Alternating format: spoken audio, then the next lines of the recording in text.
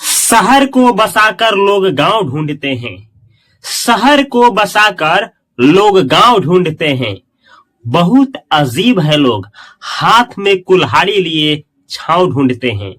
आप लोग देख रहे हैं fast coaching centre by Upendra sir का चैनल, और आज हम लोग बिहार बोर्ड 10th क्लास का संस्कृत का चौथा चैप्टर जिसका नाम है संस्कृत साहित्य लेखिकाएं को कवर करने वाले हैं, जिससे मिनिमम तो 1-2 नंबरिया क्वेश्चन एग्जाम में पूछा ही जाता है और 2 से 4 ऑब्जेक्टिव्स पूछे जाते हैं। इस वीडियो को देखने के बाद आपको कोई भी वीडियो देखने की आवश्यकता नहीं होगी और आप आसानी से सवाल बना करके आएंगे, वो भी हिंदी में। चलिए शुरू से शुरू करते हैं।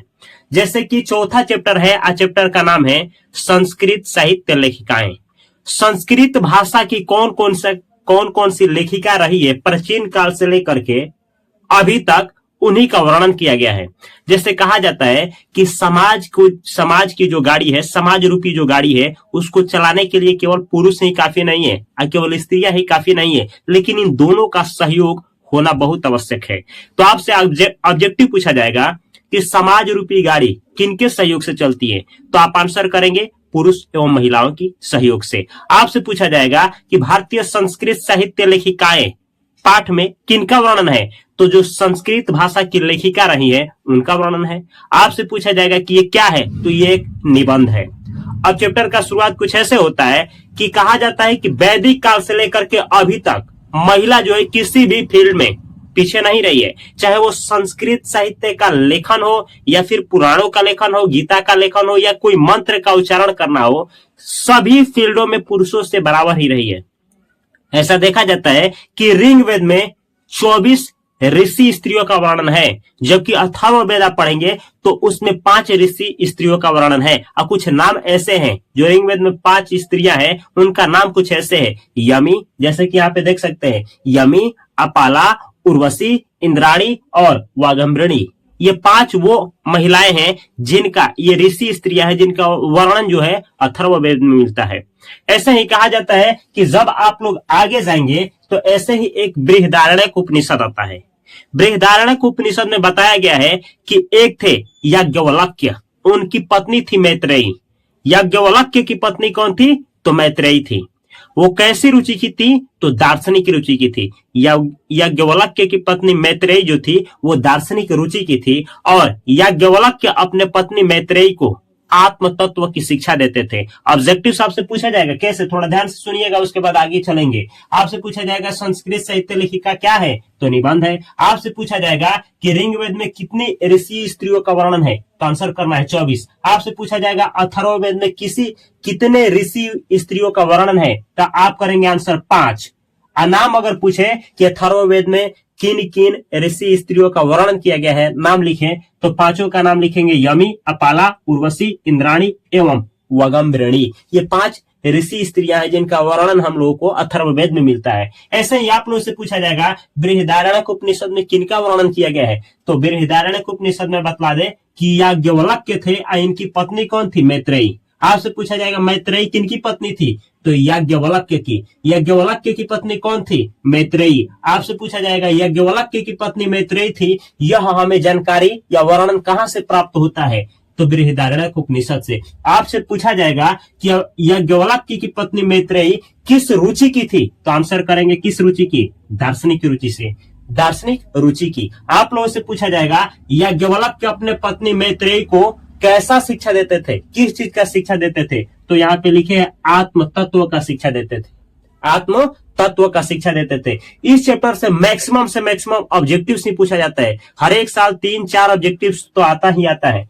आगे देखिए, ऐसे ही आगे जब देखा जाता है तो देखा जाता है कि जनक के सभा में, राजा जो जनक थे उनके सभा में 2 विदुषी थी लोग, यानी 2 शास्त्र का निपुण जानकारी रखने वाली स्त्रियां थी, जिनका नाम क्या था, तो गार्गी एवं वाचकनवी। याद रखना है, आपसे पूछा जाएगा जनक के सभा में कौन विदुषी रहती थी लोग, या शास्त्र में निपुण कौन रहती थी लोग, तो आप आंसर करेंगे गार्गी एवं वाचकनवी। ये 2 विदुषी थी लोग। देखिए, जो मेल होता है या विद्वान हो तो विद्वान कहा जाता है, अगर कोई फीमेल हो या विद्वान हो तो उसको विदुषी कहा जाता है, विदुषी। तो ये 2 विदुषी थी लोग जो जनक के सभा में रहती थी लोग। ऐसे ही आपको बता दें कि ऐसे ही कहा जाता है कि लौकिक संस्कृत साहित्य जब पढ़िएगा ना, तो लौकिक संस्कृत साहित्य लेखिका में 40 लेखिकाओं का, 40 कवित्रियों का वर्णन है। आप लोगों से पूछा जाएगा लौकिक संस्कृत साहित्य लेखिका यानी लौकिक संस्कृत साहित्य में कितने कवित्रियों का वर्णन है, तो आप आंसर करेंगे 40।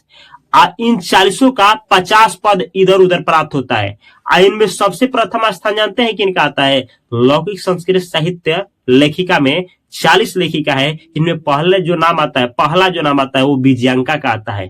आप लोग से पूछा जाएगा विजयांका किस कलर की थी, तो श्याम कलर की थी, यानी श्याम वर्ण की थी।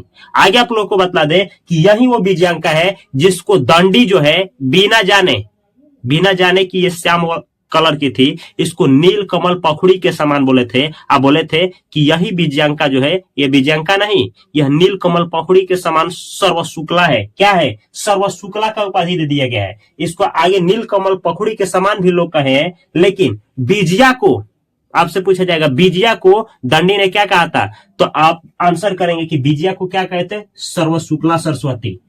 विजया को दंडी क्या बोले थे? सर्व शुक्ला सरस्वती। सर्व शुक्ला सरस्वती का मतलब होता है सरस्वती के समान गौरांग।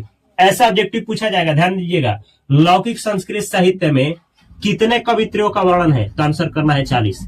यह 40 कवित्रियों का वर्णन कहाँ है? लौकिक संस्कृत साहित्य में। आप लोग से पूछा जाएगा लौकिक संस्कृत साहित्य में 40 कवित्रियों का कितने पद इधर उधर प्राप्त होते हैं, तो 50। आप लोग से पूछा जाएगा कि लौकिक संस्कृत साहित्य में प्रथम स्थान किन कवित्री का है, तो आप आंसर करेंगे विजया का। आप लोग से पूछा जाएगा विजया किस कलर की थी, किस रंग की थी, किस वर्ण की थी, तो आप आंसर करेंगे श्याम वर्ण की, यानी श्याम रंग की। आपसे पूछा जाएगा कि विजया को दंडी ने क्या कहा है, तो आप आंसर करेंगे सर्व शुक्ला सरस्वती। सर्व शुक्ला सरस्वती का मतलब होता है कि सरस्वती के समान गोरा रंग का, जबकि ऐसी ये थी नहीं, लेकिन ये गोरा रंग का बोले हैं।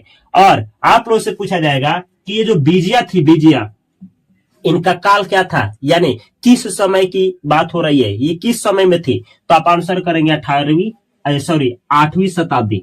8वीं शताब्दी विजया का काल क्या था, तो 8वीं शताब्दी। ऐसे ही अब आप लोग से इस चैप्टर से इतना ही ऑब्जेक्टिव आता है। अब 2 नंबरिया क्वेश्चन कुछ ऐसे पूछे जाते हैं। आपसे कहा जाएगा कि दक्षिण भारत की जो संस्कृत साहित्य लेखिका है उनका नाम बताएं, दक्षिण भारत की।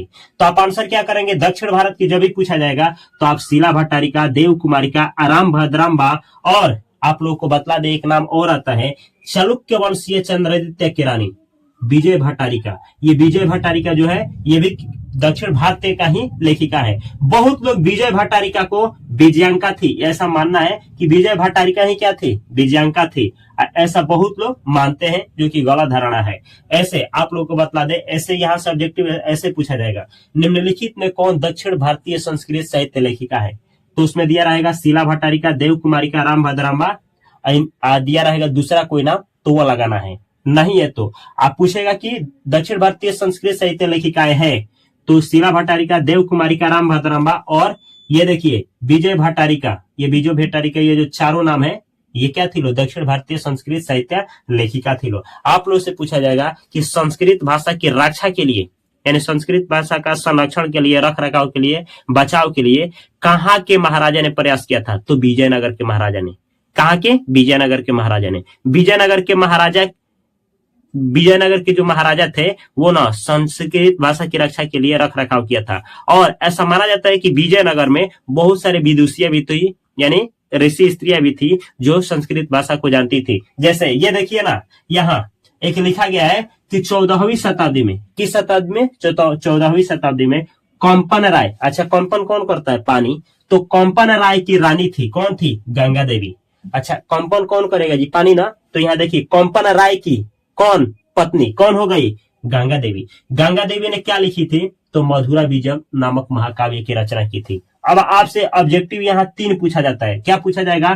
कंपन राय की पत्नी कौन थी? आंसर करेंगे गंगा देवी। आपसे पूछा जाएगा कंपन राय क्या काल क्या था? कंपन राय का काल क्या था, यानी किस समय की बात हो रहा है? तो 14वीं शताब्दी की। आप लोगों से पूछा जाएगा कंपन राय की पत्नी गंगा देवी ने किस नामक काव्य का रचना किया था, यानी कौन सा महाकाव्य का रचना किया था? तो मधुरा विजयम। आपसे पूछा जाएगा मधुरा विजयम नामक महाकाव्य का लेखक या रचनाकार कौन है? तो आंसर करेंगे गंगा देवी। तो ये ऑब्जेक्टिव से जो कि पूछा जाता है। आगे जब चलिएगा तो 2 नंबरिया क्वेश्चन ये पूछा जाता है आप लोगों से पूछा जाएगा कि आधुनिक, यहां देखिएगा ऑब्जेक्टिव ये भी आता है। अच्छा, आप लोग से ये भी पूछा जाएगा, सुनिए, सॉरी, पूछा जाएगा कि कंपन राय ये जो है गंगा देवी, ये कहाँ के रहने वाले थे? तो विजयनगर की ही बात हो रही है, विजयनगर की। आगे देखिए यहाँ 16वीं शताब्दी, यहाँ 14वीं, आगे 2 स्टेप पढ़िए। 16वीं शताब्दी में अच्युत राय की पत्नी तिरुमलांबा, आपसे पूछा जाएगा अच्युत राय की पत्नी कौन थी? तिरुमलांबा। तिरुमलांबा किनकी पत्नी थी? अच्युत राय की। आइए, दोनों का काल क्या था? तो 16वीं शताब्दी। तो आप लोग से पूछा जाएगा अच्युत राय की पत्नी तिरुमलांबा ने वरदाम्बिका प्रणय नामक चंपू काव्य की रचना की। आप लोग से पूछा जाएगा वरदाम्बिका प्रणय नामक चंपू काव्य की रचना किसने की? तिरुमलांबा ने। तिरुमलांबा कौन थी? अच्युत राय की पत्नी। अच्युत राय की पत्नी कौन थी? तिरुमलांबा। तिरुमलांबा ने किनका रचना किया है? तो वरदाम्बिका प्रणय का। वरदाम्बिका प्रणय क्या है? तो एक चंपू काव्य है। इस तरीके से ऑब्जेक्टिव में इसको पूछा जाता है। अब 2 नंबरिया क्वेश्चन आपसे एक और पूछा जाता है इस चैप्टर से, आपसे पूछा जाएगा आधुनिक जो है अपना भारत में आधुनिक भारतीय संस्कृत साहित्य लेखिकाओं का वर्णन करें या बतलाएं या नाम लिखे। तो उसमें आता है पहला स्थान और सबसे प्रसिद्ध स्थान जो आता है वो छामाराव का आता है। छामाराव, जिनका जन्म 1890 में हुआ था और 1953 में ये मर गई थी। इनका पिता का नाम था शंकर पांडुरंग और ये अपने पिता के याद में एक रचना की है काव्य का जिसका नाम है शंकर रचितम। और इसमें बहुत सारा नाम आता है, जैसे मिथिलेश कुमारी का नाम आता है, पुष्पा दीक्षित का नाम आता है, भावालकर का नाम आता है। ये सब आधुनिक यानी आधुनिक भारतीय संस्कृत साहित्य लेखिका हैं। इस तरीके से अगर आप लोग संस्कृत का 14 चैप्टर पढ़ना चाहते हैं, ये थोड़ा बोरिंग चैप्टर था, रटू लगाने वाला चैप्टर था, इसके लिए माफी चाहेंगे, लेकिन रटना है। आगे जो भी चैप्टर है सिंपल भाषा में और छोटा छोटा वीडियो में आप लोग देखना चाहते हैं तो यहाँ पे एक प्लेलिस्ट है 14 वीडियो का, ये पूरा प्लेलिस्ट देख करके जाइए और मैं विश्वास दिलाता हूं कि आप एग्जाम हॉल में बेहतर परफॉर्मेंस करके आएंगे। अगर मेरा आप लोगों के 10th क्लास में पासिंग होने में योगदान होता है तो इस चैनल पे आकर के अवश्य कमेंट करें कि सर आप अच्छा पढ़ाते हैं, या जो जैसा लगे, आपको खराब लगे तो गाली दे और अच्छा लगे तो ताली दे। मैं मिलता हूं अगली वीडियो में बेहतर कंटेंट के साथ। तब तक यहाँ एक चैनल है, पैसा के बारे में सीखना है, म्यूचुअल फंड, स्टॉक मार्केट, तो इसको सब्सक्राइब करें। इंग्लिश सीखना है तो इसको सब्सक्राइब करें। और मुझसे जुड़ना चाहते हैं तो इस वीडियो के डिस्क्रिप्शन बॉक्स में मेरा हर एक सोशल मीडिया का, फेसबुक का, इंस्टाग्राम का और व्हाट्सएप का हर एक का लिंक है, जरूर ज्वाइन करें। Thanks for watching this video. खुद भी पास होइए, अपने दोस्त के पास भी लिंक शेयर करिए और उनके पास शेयर करना न भूलें।